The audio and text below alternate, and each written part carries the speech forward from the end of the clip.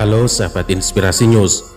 Kasus korupsi yang menggerogoti negeri ini termasuk juga di badan pemerintahan daerah membuat geram berbagai pihak. Persoalan ini turut disoroti oleh Gubernur DKI Jakarta Anies Baswedan.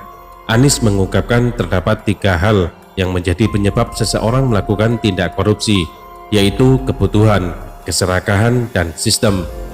Kami melihat ada 3 unsur penyebab kenapa muncul korupsi. Korupsi karena kebutuhan, keserakahan, dan karena sistem, kata Anies dalam sebuah diskusi terkait praktik korupsi di pemerintahan daerah pada Kamis 8 April 2021.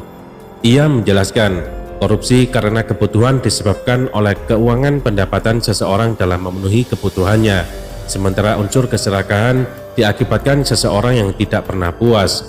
Lalu korupsi karena sistem terjadi dari proses yang dikerjakan seseorang dan akhirnya terjebak dalam prakteknya.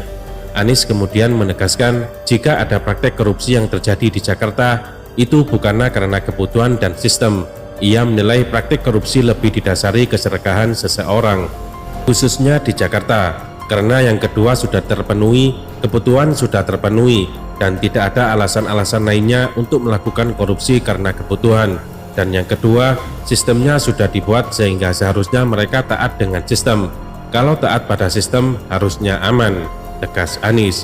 Bagi Anies, praktek korupsi berdasarkan keserakahan atau greed bersifat tanpa batas atau infinite, sehingga memang harus diselesaikan dengan cara memberikan sanksi tegas dan hukuman berat. Jika ada kejadian, maka langkah yang dilakukan Pemprov itu sederhana. Langsung yang bersangkutan diberhentikan, langsung yang bersangkutan diganti, proses hukum dijalankan, dan tidak ada toleransi sedikit pun kepada siapapun yang terlibat dalam praktek ini, pungkas Anies.